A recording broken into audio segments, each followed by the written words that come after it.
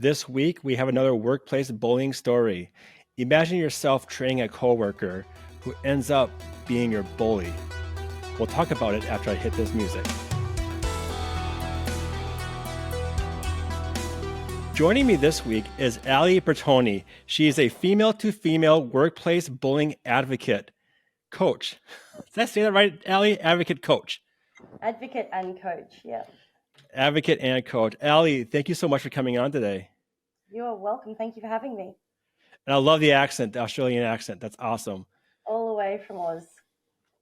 I do have a few listeners in Australia. There's somebody in Australia that's listening to me all the time because when I go on my maps, like there's one person, I don't know where in Australia, but they're always listening to every episode. So I've always wondered who the Australian person is. Oh, wow. This is their chance now to comment and say, hey, this is who I am, and I'm listening. They've been listening. Yeah, from day one, like their first episode, they've been listening since then. So. Oh, that's pretty amazing. So, Ali, you sent me your story. You trained in a coworker who ended up being a bully to you secretly. Yeah. Tell us how this all started. So I was working for an organization for 15 years, and probably about 8 years ago, I was becoming friends with a female coworker, and she needed some training just in some additional areas, so I picked that up and helped train her. And about 6 years ago is when the bullying started. So she was a really close friend of mine for around 2 years. And around 6 years ago, 6.5 years ago, unbeknownst to me, there was some backstabbing and stuff going on. And I endured 6 years of covert bullying, what I tag or coin covert bullying. So the first 2 years, you guys were friends. Yeah, we were friends. What led to her starting to backstab you? Do you have an idea? I have no idea. I still to this day do not know. So I found it quite interesting listening to you and Lupe in that session, your last session, where she said that, the bully also has their own grief. They've got their own issues that they're going through. And I've known that. And I think just hearing that again, reinforcing that, it helps, I think, knowing that, it's not all just me. It wasn't just me at that time. I still to this day do not know. And to be honest, I don't really care to know anymore. I think I've moved past that. I have a feeling, I could speculate what it is, but, I'm not really going to do that. Yeah. What was like the red flag for you? Interestingly enough, and I still remember this day quite clearly, I came back from leave after Christmas break, and for some reason I walked into the office and said good morning, and she said nothing. And that was it. Never spoke to me again. Don't know why, don't know what happened. Just stopped. And it was quite interesting that day. It was about 9 o'clock in the morning. And I remember thinking, something's really off here. You just get that really, something's not right. Something's not sitting right feeling. And I should have trusted my intuition at that point, and I didn't. And, I tried to talk and try and figure out, what was going on, just to be led to basically a stone wall or a brick wall, and that was it. So she started ignoring you. Mm-hmm. What else did she do to you? So in the background, unbeknownst to me at that time, it took me a while, she had been talking to managers behind my back and other people for quite a few months, just asking about my work performance and certain things like that. Over the 6 years, she would get involved into some of my work and try and get work taken off me. Or if she was assigned to help me with a project, she would actually go around me to my managers with the information that I requested or required to complete my work as well. Everything you asked for in an email, you'd get a phone call, and then it would be, denied, plausible deniability because it's not in writing. Just things like that you kind of know that something's going wrong, but you can't pinpoint what's going on. Yeah. Did your manager speak to you at all? Like started giving you like, hey, Allie, we're having some problems in this area, or did you get any kind of conversations like that? No, so I'd had conversations with managers about, I'm not getting work, or, it's not coming to me, or this is what's happening. And I think I'm not sure about in America, but I know in Australia when we do bullying training, workplace harassment training, those sorts of things, this sort of bullying is not actually mentioned. It's more the aggressive bullying in your Yeah. face. Um, so I would be surprised if people actually knew what this was, if it was actually bullying. I was told it was a personality clash, to stay away from her, those sorts of things. And when I actually started putting it all together, it was bullying. It's a Yeah. form of bullying. So yeah. Okay. I had a question, but I lost it. Where did it go? It was right after my manager question. Let me think here. Let me go back to your story and look it up. So this is why I edit. This is why I get to edit stuff. No, you're But fine. In my YouTube video, I'll probably just keep it on there because I'm not perfect. I I don't will care. just say Vegemite a lot, and they'll be fine. Yeah, there's a lot. I just want if I miss anything here. Oh, that's right. So did you have like a higher position in your company that maybe she wanted to get if you were able to leave, or what was your position? Like what was No. different about your position versus hers? My position was basically the administrator at that point, working directly to a project manager, and hers was actually a higher position than mine in a different team. That's interesting. So Mm, why would she care? I don't know. And again, you can only speculate, right? It's one of those things. So I can speculate till the cows come home. Um, to be honest, whether it's because wanted all the information, needs to know all the information, or um, yeah, you just don't know. so this lasted for 6 years. What was the moment you realized this is not right? I Like it was her. Yeah, so that was actually quite an interesting moment. I was in the middle of being coached, so I had seen counselors before and psychologists and stuff. Thinking something was wrong with me. I needed to fix. At that point in my life, I thought that I communicated like a 13-year-old or a 16-year-old child. That's how I perceived myself. My lack of self-esteem and self-confidence had been eroded so terribly that for me even to communicate with you right now would be impossible. So I was at that point. I decided I needed to get coached on how to communicate better because the situation wasn't getting any better, and I was going to have to start, stepping up and working or being able to articulate myself better. And during that process, I was just talking about, certain things that had happened and, things that I'd seen or things that, emails being sent to my manager, not including me with information that I actually asked for and needed, meetings being held with my manager that I needed to be in and wasn't in, those sorts of things. And I just sat there and went, this sounds like bullying, but I'm not quite sure if it is because I've never heard of this before. I've never heard of it being like this. I think she's just still being a bitch. And my coach said, "Do you think that honestly?" And I'm like, I just sat for a moment and went, "Holy, like something, no, it's not, something's not right. Yeah. I'm being bullied, aren't I? That's what this Well, she's is." purposely leaving you out. Was she taking credit for your ideas too? Yep, yep, Yeah. That's yeah. What was your like? Do you guys have like yearly job performance reviews? yep. We did. How was like the last year working there? What was that review like? It was fine. I was doing my job in the last. My mum was quite ill in the last 12 months that I was working there, so I was having quite a bit of time off with my mum, and a few things had happened at work and with my mum at the same time that I actually took an extended break period from work. So I travelled America for 8 weeks on my own, came back, I had to then have surgery. So a few things had happened in that last 12 months that kind of gave me a bit of time to step back and reassess what was going on in my situation. And I came to the conclusion I was at that point had decided that I obviously needed to leave that particular area, but I still wanted to stay within the organisation.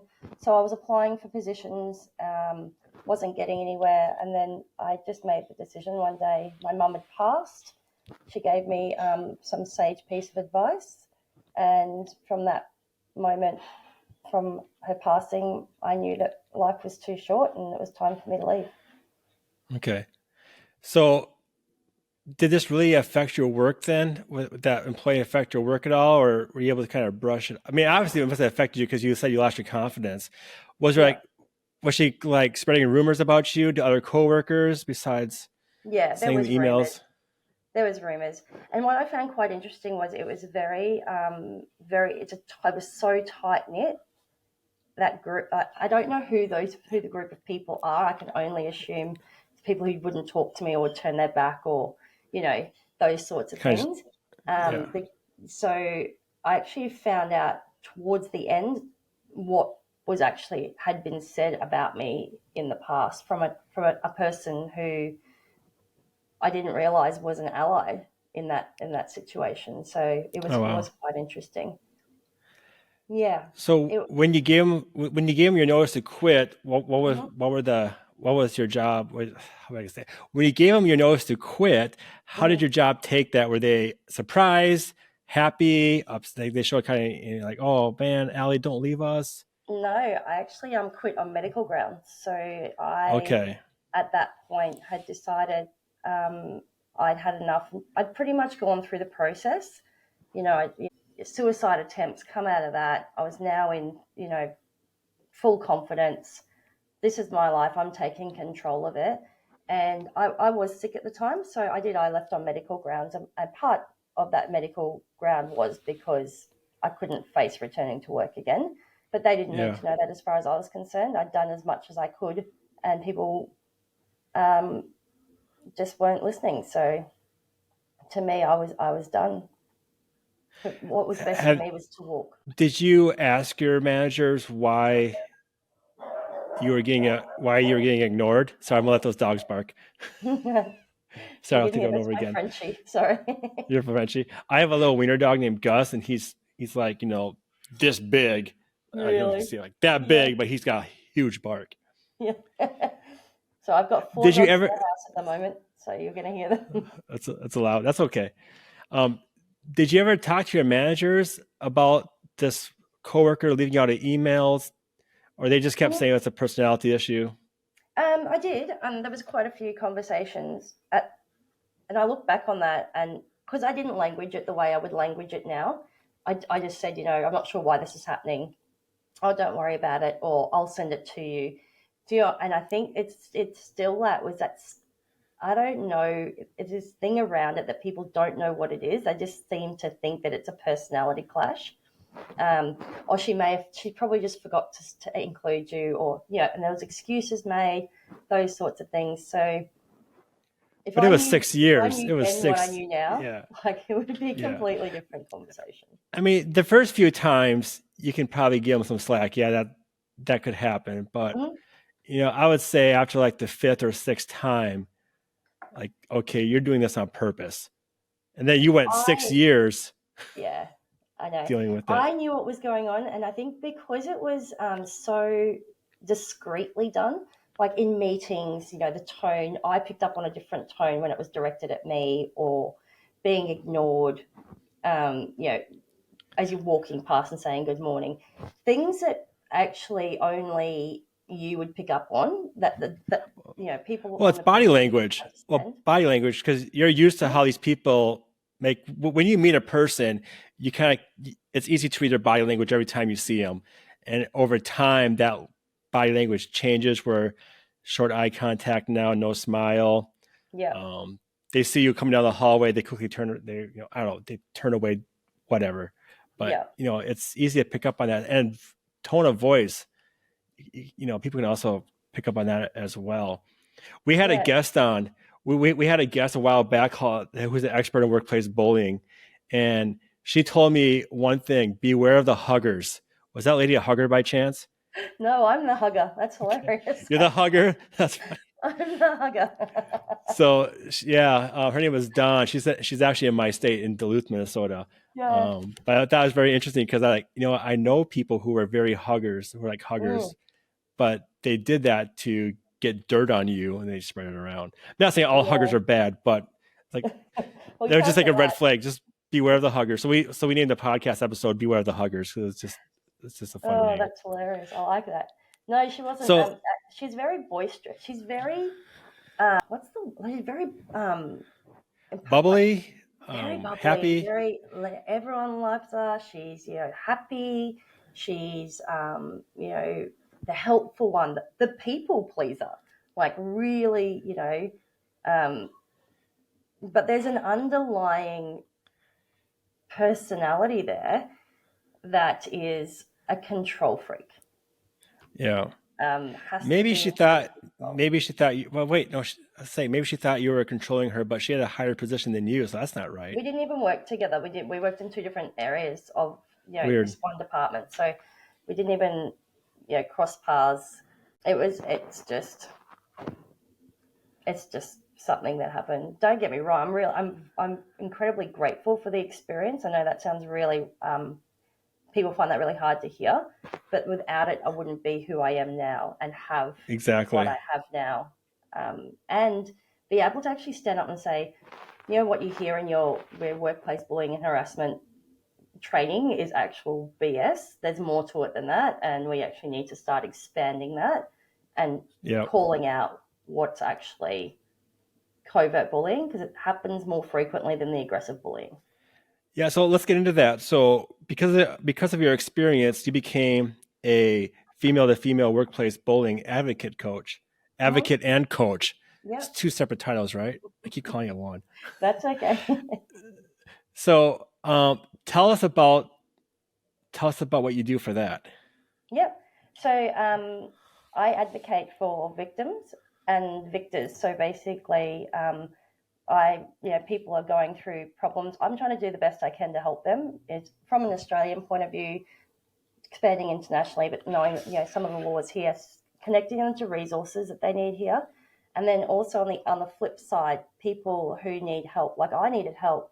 I needed to grieve. I didn't know that I had to grieve for myself and what I'd lost, and for what happened to me. So on the coaching side, I help them go through that process of grieving, but also come out with your self belief back intact, your self love back intact, your self confidence, being a more powerful person than when you were taking back your personal power and learning to advocate for others, understanding what's happening and being able to recognize it and speak up. Use your voice to speak out. How do you teach people to start advocating for themselves, especially when they've been beaten down so much? Mm-hmm. Like you were beaten down so much, you had Yeah. to go to therapy.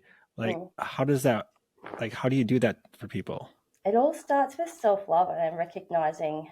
For me, it was recognizing I was a victim, right? I was completely oblivious to it. And people find that hard to believe, but that was who I was back then. I didn't know any different. So me, when I first said the words, I'm a victim of female to female workplace bullying, it kind of, I get the chills when I say it, even to this day, because it was kind of like the shackles had been broken. I felt I could breathe. Something I knew what it was now. It wasn't a personality clash. There was nothing wrong with me.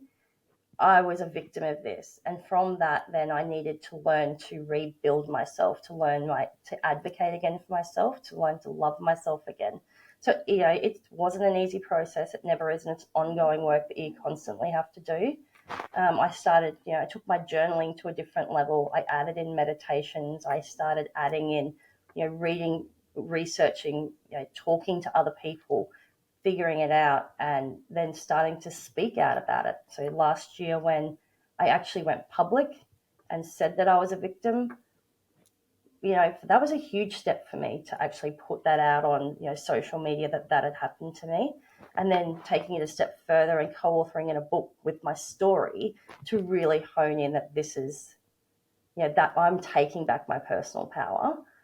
So taking those steps slowly at the right time that you need to take them to build that, to take back your power. Yeah. So how many people do you work with right now currently? Do you have like a large center? Are you like a not-for-profit organization? Or how do you run your coaching? Yeah, so I've got group programs. So I'm running a self-care program at the moment with people who, and it's not just women, men as well, are coming in to bring back to their self-care, which is part of your self-love. To love yourself, you still need to care for yourself in a certain way. And caring for yourself is not having a pedicure, or it's not having your eyelashes done.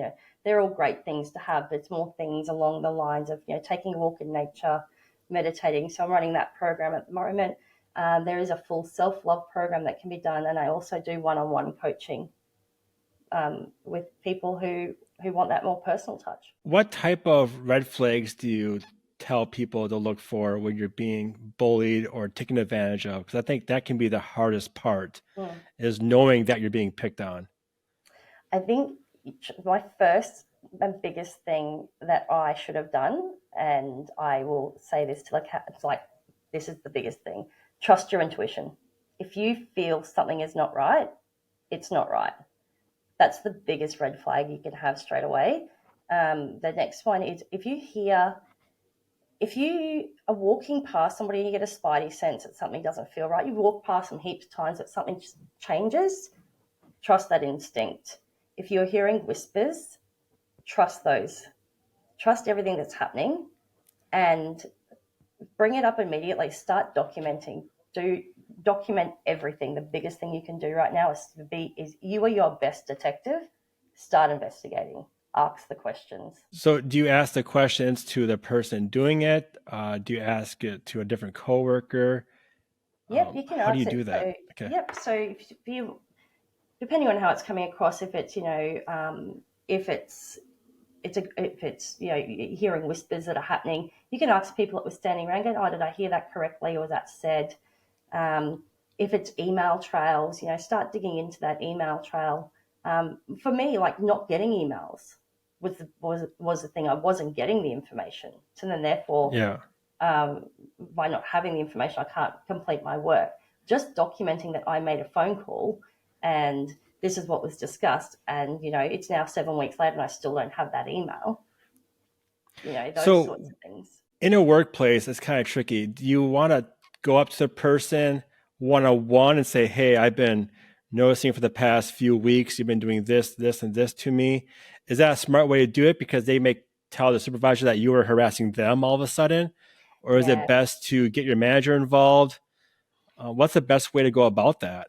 it's very tricky. So, depending on how much evidence you've got and depending on where you're sitting in that situation, if you feel confident enough to really have that conversation, absolutely have that conversation. My advice is to have somebody else in the room, a third party with you, um, at all time. And someone you trust as well, not people want to bring in HR. HR works for the organisation. HR does not work Yep. for you. So, we love like my big advice is yes, go to HR. But you're going to HR to document a process. You're going to HR to say that you've documented it, not because they're going to help you with anything. So bring in somebody if you feel confident enough to have that conversation. Have that conversation, and make it about you. It's not about them. I feel this. When you did this, this is how I felt. This is what I need from you. Don't make it about them and make it very factual. Do not bring your emotions into it. This is not an emotional conversation. If you bring your emotions into it, more than likely they're going to feed off that and it's going to turn into something ugly. Just be quiet. I asked you for this information on this date. I still haven't got it. Where's it at? This is where I've noticed this pattern of behavior. Is there something I can help you with? Is there something that I'm missing that I need to know? You might not, for all we know, they could be having a problem at home and that's just changed their personality. More than Yeah. likely, that's not the case. But you being the bigger person and having that conversation, absolutely go for it. I applaud you if you can do it. I really do. Speak to your manager. absolutely, and then follow that conversation up in writing in an email. The Perfect. every conversation you have, if you have a one-on-one conversation, any conversation, follow everything up in writing, and then print it out and keep your own personal records of exactly what's been going on. As long as it's not, secret personal privacy things that you're printing off, those sorts of things. You still don't want to break any laws as well. Yeah. Is there any other red flags to look for? Show no, like how can I tell if somebody is bullying me? Is there certain things that they're going to start doing besides, okay, we covered they're going to start, ignoring you, maybe some gossip or whispers. Yep. Was this person trying to be your friend just to get information to backstab you later with it? Oh, Because this is done covertly, so sometimes yeah. she could be acting like your friend, but she's really just trying to get more dirt from you, just to Yep. use against you. Is there anything else like that? Yeah, so that's what happened in my case, right? Became friends with me to Yeah. then turn around and use some information against me. So, yeah, watch out for. I was always very skeptical of overly nice people, like people who are too eager to want to be your friend and those sorts of things. So I always held back on that. I don't know if that's a red flag, but that's I've in my experience, people who are overly helpful and wanting to be your friend, I kind of held back from giving too much information on from that. A big one is, if you sit in a lunchroom and all of a sudden you're not invited, or the table's now full, or my thing was I walked down a hallway and people turned their backs. People who used to say hello to me in the morning. People who say hello used to Yeah. say hello to you last week that don't say hello to you this week. That's a red flag. And it's a red flag in terms of there could be something in their life going on, Yeah. but it could be also something to do with you. So have that conversation. Just as I said, be your own detective. Find out what's going on. That's that's where I That's how I can go on my experience. Ellie, I want to thank you so much for coming on my podcast today. You shared some very valuable information. If people want to find you or get a hold of you, how can they do that? Yep. So you can find me on Facebook, Ali Bertoni, or LinkedIn is Alison Bertoni, and I'll send you the information as well. And my company is also on Facebook, so Empower Herd, so EMPOWHEARD. Awesome. And I will put those links into the notes of this podcast so you can find them there. And if you're watching on YouTube, you probably saw the graphic pop up. So we should be good there. Allie, thanks again for coming on today. Thanks, Tim. I really appreciate it.